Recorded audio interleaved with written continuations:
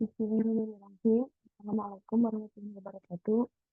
Perkenalkan, nama saya Fadia Adil Ahmad dengan NPM 10030301230. Saya dari Fakultas Tarbiyah dan Keguruan, Prodi Pendidikan Agama Islam. Di sini saya akan memaparkan atau mempresentasikan hasil artikel yang telah saya buat yang berjudul Analisis Makna Pulang pada Novel Pulang karya Darius Eroglu. Lanjut saja ke pendahuluan. Novel merupakan karya sastra seseorang yang bersifat imajinatif yang dituangkan ke sebuah tulisan agar setiap orang dapat merasakan apa yang penulis maksud. Novel biasanya sama saja seperti drama-drama atau sinetron yang di dalamnya terdapat karakter antagonis dan protagonis. Namun, perbedaannya, hal ini dituangkan dalam sebuah tulisan dan si pembaca akan merangkai alurnya sesuai yang ia inginkan dengan imajinasinya. Novel juga sering dibuat film karena banyak sekali novel yang menarik untuk diangkat menjadi film. Contohnya pada novel Hafalan Sholat Gelisah yang dirilis kalau tidak salah pada tahun 2004 dan dijadikan film yang berjudul sama Hafalan Sholat Gelisah. Kemudian, namun tidak sedikit orang kecewa dengan hasilnya karena apa yang si pembaca imajinasikan tidak sesuai dengan ekspektasinya. Banyak sekali, tidak sedikit orang yang berekspektasi tinggi atas novel yang telah dibacanya karena mempunyai imajinasi masing-masing. Seseorang yang mempunyai imajinasi masing-masing mempunyai takaran atau target aktor sendiri ataupun alur yang disajikan oleh film itu tidak sesuai dengan yang diekspektasikannya. Kemudian contoh bahasa yang bermakna ganda pada bahasa daerah. Pada bahasa Bali kata gedang yang berarti buah-buahan, pepaya. Namun pada bahasa Jawa kata gedang adalah pisang. Nah itu sama-sama buah-buahan namun berbeda. Sama-sama kata gedang namun berbeda buahnya.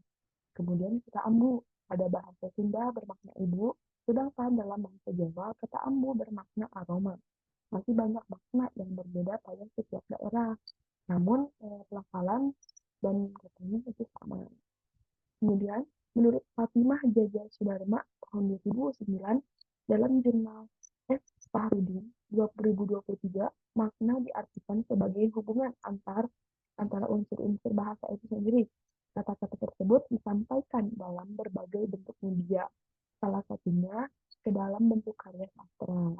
Karya sastra yaitu suatu bahasa yang indah dan tertata dengan berbentuk penyajian yang menarik dan dapat menimbulkan suatu jejak pada hati pembaca. Menurut N.A. Yasa dan M. Naga tahun 2022. Kemudian, metode penelitian yang kami gunakan pada artikel ini menggunakan pendekatan semantik leksikal dan metode deskriptif kualitatif. Semantik leksikal adalah suatu kajian yang mengutamakan pada pembahasan pada sebuah makna, namun makna pada artikel ini diambil dari sebuah novel. Hal tersebut dibutuhkannya metode deskriptif kualitatif.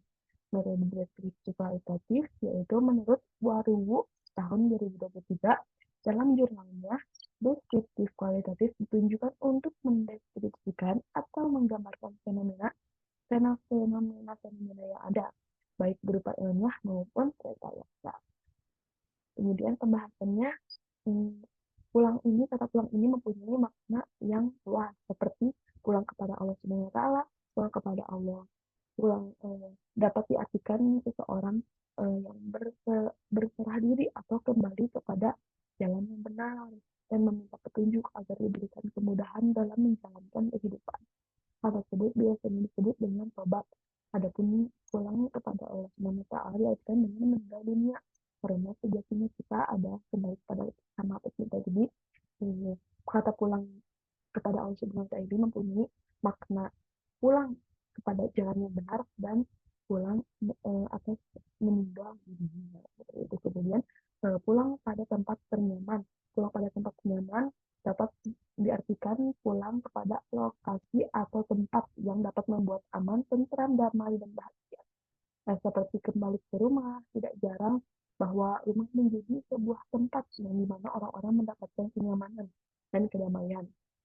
Tempat yang menjadi kenangan, tempat tersebut dapat disebut tempat bersejarah.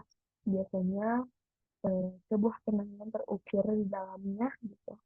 Hal tersebut dimaknai pulang untuk mengingat kembali kenangan apa saja yang telah dibuat di sana. Itu adalah pulang pada tempat ternyaman. Kemudian pulang dialog yang selanjutnya ini pada pembahasan maka pulang yang saya ambil, maka saya akan eh, mengartikan atau maksud dari makna pulang yang ada pada kata pulang ini. Nah, pulang pada dialog ini itu ada mama Bujang pulang hari ini. Tidak hanya pulang bersimpuh di pusaramu, tapi juga telah pulang kepada panggilan Tuhan. Sungguh, sejauh apapun kehidupan menyesatkan, segelap apapun hitamnya jalan yang kutempuh, Tuhan selalu memanggil kami untuk pulang. Anakmu telah pulang.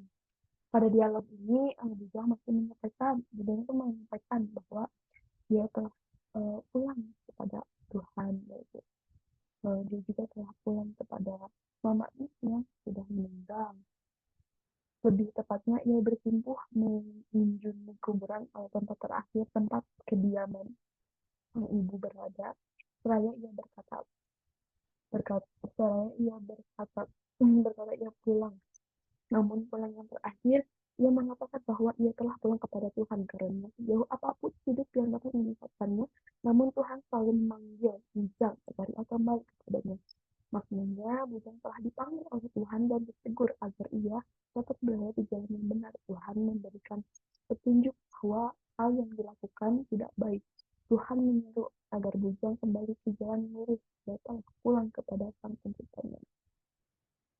Kemudian, adapun penutup di sini yaitu kesimpulannya, pada penelitian ini adalah ada beberapa makna pulang pada satu kata gitu. Jadi makna pulang itu tidak hanya pulang untuk pulang ke rumah, karena makna pulang bisa dibuat secara mendalam seperti pada novel pulang yang banyak sekali makna dan arti yang ada di sini.